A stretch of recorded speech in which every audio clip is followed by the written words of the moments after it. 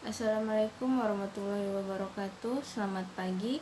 Perkenalkan, nama saya Aan Iminula Eka Putri, mahasiswa semester 7, kelas B, reguler pagi, program studi Sosiologi, Fakultas Ilmu Sosial dan Ilmu Politik, Universitas Nusa Cendana Kupang. Baik, terima kasih atas waktu dan kesempatan yang telah diberikan kepada saya. Di sini saya akan membahas mengenai buku yang telah saya review dengan judul Korupsi, Kewirausahaan, dan Kesejahteraan Sosial. Baik, korupsi sendiri merupakan tindakan seseorang yang menyalahgunakan kepercayaan dalam suatu masalah atau organisasi untuk mendapatkan keuntungan. Tindakan korupsi ini terjadi karena beberapa faktor yang terjadi di dalam kalangan masyarakat. Faktor penyebab terjadinya korupsi yaitu ada dua. Yang pertama dilihat dari faktor internal dan yang kedua dilihat dari faktor eksternal. Yang pertama yaitu faktor internal. Faktor internal merupakan sebuah sifat yang berasal dari diri kita sendiri. Yang pertama, sifat tamak. Sifat tamak merupakan sifat yang dimiliki manusia di setiap harinya. Pasti manusia menginginkan kebutuhan yang lebih dan selalu kurang akan sesuatu yang didapatkan. Akhirnya muncullah sifat tamak tersebut di dalam diri sendiri untuk memiliki sesuatu yang lebih dengan cara korupsi. Yang kedua, gaya hidup konsumtif. Gaya hidup konsumtif ini dirasakan oleh manusia di dunia, di mana manusia pasti memiliki kebutuhan masing-masing dan untuk memenuhi kebutuhan tersebut manusia harus mengonsumsi kebutuhan tersebut. Dengan perilaku tersebut tidak bisa diimbangi dengan pendapatan yang diperoleh, yang akhirnya terjadilah suatu tindakan korupsi. Yang dilihat dari faktor eksternal, yang pertama faktor politik. Faktor politik ini adalah salah satu faktor eksternal dalam terjadinya tindakan korupsi. Di dalam sebuah politik akan ada terjadinya suatu persaingan dalam mendapatkan kekuasaan. Setiap manusia bersaing untuk mendapatkan kekuasaan lebih tinggi dengan berbagai cara yang mereka lakukan untuk menduduki posisi tersebut. Akhirnya muncullah tindakan korupsi atau suap menyuap dalam mendapatkan kekuasaan. Yang kedua, faktor hukum. Faktor hukum ini adalah salah satu faktor eksternal dalam terjadinya tindakan korupsi. Dapat kita ketahui di negara kita sendiri bahwa hukum sekarang tumpul ke atas, lancip ke bawah. Di hukum sendiri banyak kelemahan dalam mengatasi suatu masalah. Sudah terbukti bahwa banyak praktek-praktek suap menyuap lembaga hukum terjadi dalam mengatasi suatu masalah, sehingga dalam hal tersebut dapat dilihat bahwa praktek korupsi sangatlah mungkin terjadi karena banyaknya kelemahan dalam sebuah hukum yang mendiskriminasi sebuah masalah. Yang ketiga, faktor ekonomi. Sangat jelas faktor ekonomi ini sebagai penyebab terjadinya tindakan korupsi. Manusia hidup pasti memerlukan kebutuhan, apalagi dengan kebutuhan ekonomi itu sangatlah dipentingkan bagi manusia.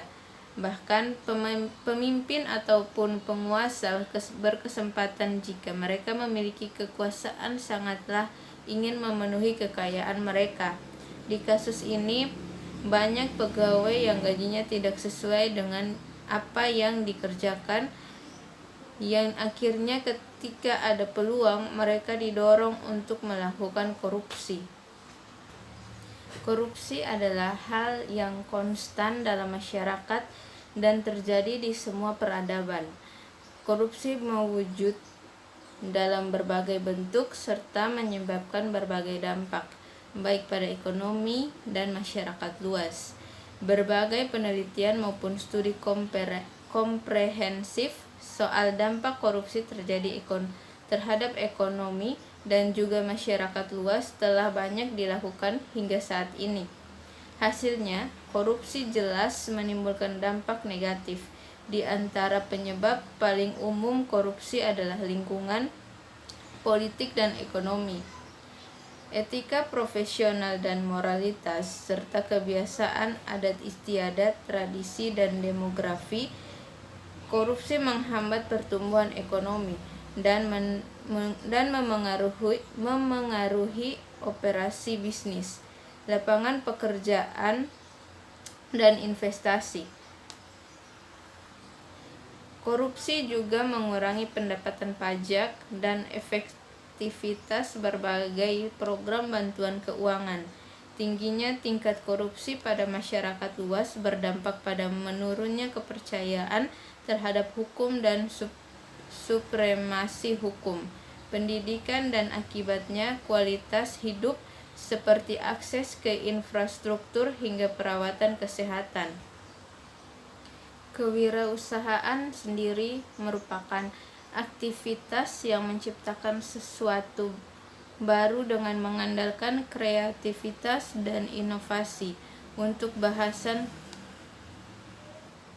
karakteristik dalam kewirausahaan, yaitu yang pertama, bersikap jujur.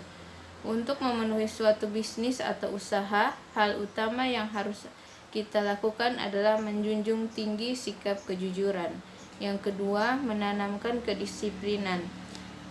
Menanamkan sikap disiplin dan tata tertib pada diri sendiri bertujuan agar ketika menjalankan bisnis atau usaha dapat berjalan dengan lancar dan teratur.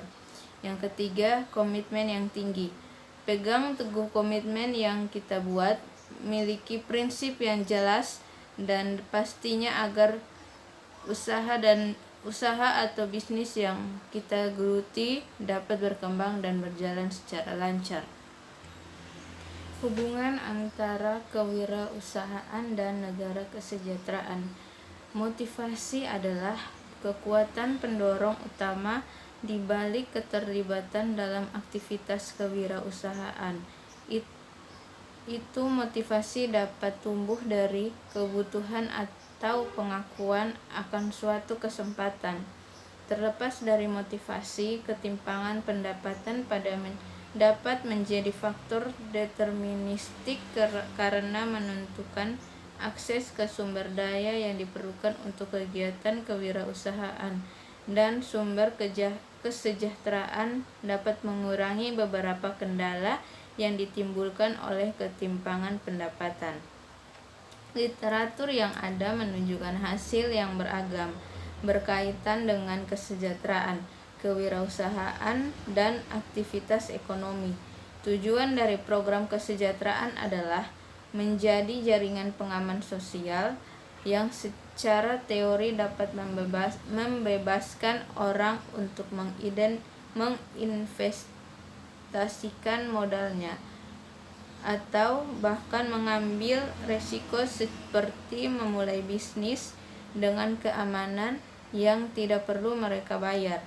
Kebutuhan dasar seperti pendidikan dan perawatan kesehatan yang akan disediakan untuk umum. Kegiatan kewirausahaan dinilai memberikan kontributif positif bagi masyarakat melalui penciptaan lapangan kerja dan tujuan lainnya. Namun, tidak semua negara mengalami hal serupa tingkat aktivitas kewirausahaan.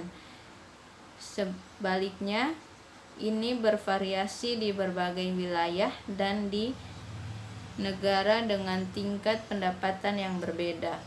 Perkembangan ekonomi negara memiliki pengaruh yang signifikan berdampak pada aktivitas kewirausahaan, dan negara yang lebih maju cenderung menghasilkan lebih banyak aktivitas kewirausahaan. Mirip dengan banyak konseptualisasi kewirausahaan, masih ada ketidaksetujuan tentang bagaimana itu dioperasionalkan dan diukur. Operasi literatur yang ada asionalisasi kewirausahaan dalam beberapa cara, termasuk sebagai kewirausaha baru, perusahaan formal, kewirausahaan yang baru lahir, dan perusahaan yang baru. Pembahasan selanjutnya mengenai kesejahteraan sosial. Kesejahteraan sosial dalam istilah umum, sejahtera menunjuk ke keadaan yang baik, kondisi manusia di mana orang-orangnya dalam keadaan makmur, dalam keadaan sehat dan damai. Korupsi dapat mempengaruhi kesejahteraan sosial masyarakat dengan bertindak sebagai pajak regresif pada orang miskin dengan merampok sumber daya dari rumah tangga yang mengalami kesulitan. Mempengaruhi tingkat kemiskinan di banyak negara berkembang.